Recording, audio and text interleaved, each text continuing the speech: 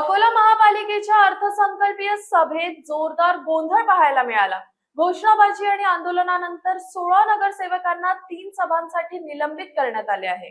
अकोला महापालिकेच्या अर्थसंकल्पीय सर्वसाधारण सभेत सत्ताधारी आणि विरोधकांमध्ये तीव्र वाद पाहायला मिळाला। वंचित बहुजन आघाडीचे स्वीकृत सदस्य सुनील इनामदार सभागृहात पोहोचताच भाजप प्रणित नगरसेवकांकडून 50 खोके एकदम ओके अशा घोषणा करण्यात आल्या। घोषणांना विरोधकांनीही जोरदार प्रत्युत्तर देत सभागृहात ठिय्या आंदोलन सुरू केलं।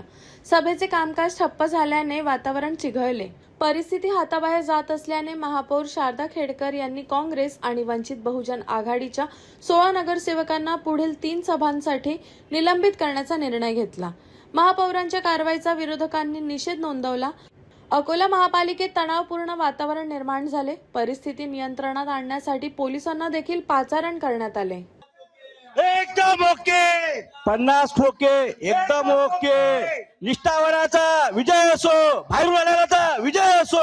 50 खोके एकदम ओके, 50 खोके एकदम ओके। आज अकोल्याचं सुवर्ण महोत्सवाचं बजेट होतं, रौप्य महोत्सवाचं बजेट होतं। रौप्य महोत्सव अकोलेकरांना काय देणार याची प्रश्नाचे उत्तर देऊ नाही शकले, म्हणून कोणत्याही विषयावर आक्षेपार्थ बोलून बाळासाहेबांनी दिलेला जो सैनिक आहे त्याला डिवचण्याचा प्रकार झाला।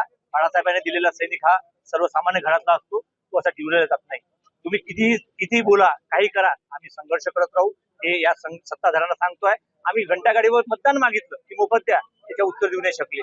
सर्वसामान्य अकोलेकरांना तुम्ही 25 वर्ष झाले काय दिलं त्याच्या उत्तर देऊ शकले नाही। जनतेच्या हिताच्या गोष्टी विरोधी पक्षांनी कराव्या नाही। जेव्हा जेव्हा आम्ही जनतेच्या आणि नागरिकांच्या हिताच्या गोष्टी करतो तेव्हा तेव्हा सत्ताधारी लोक आम्हाला जितवतात। आज आमचे सन्माननीय सदस्य वंचित बहुजन आघाडीचे स्वीकृत सदस्य इंदानी साहेब हे जेव्हा बोलायला आले तेव्हा सत्ताधारीच्या पक्षाच्या काही नगरसेवकांनी त्यावर आक्षेप टिप्पणी केली। त्यामुळे श्रद्धेय बाळासाहेब आंबेडकर आणि वंचित बहुजन आघाडीचा उमेदवार यांना चालत नाही।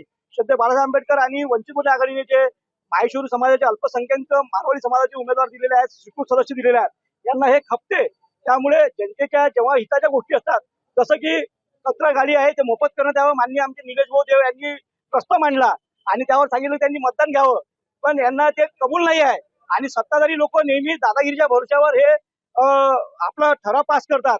आमची एवढीच हे मान्य आहे की पत्रकारांना सुद्धा हे वर येऊ देत नाहीत। म्हणजे जर हे चांगल्या गोष्टी जर नागरिकांच्या हिताच्या गोष्टीवर असतील तर पत्रकारांना वर येऊ द्यावं आणि पत्रकार जनतेला दिसू द्यावं की काय हे काय करतात काय नाही म्हणून। लोक बघतात हा चेहरा असा, तेव्हा डलनेस दिसला तर ग्लो अँड लवली ह्याचे 10 mg विटामिन सीरम त्वचेच्या आतून नवीन सेल्स उभारते। चेहरा बनतो उजळ नव्यासारखा। Glow and lovely, glow up.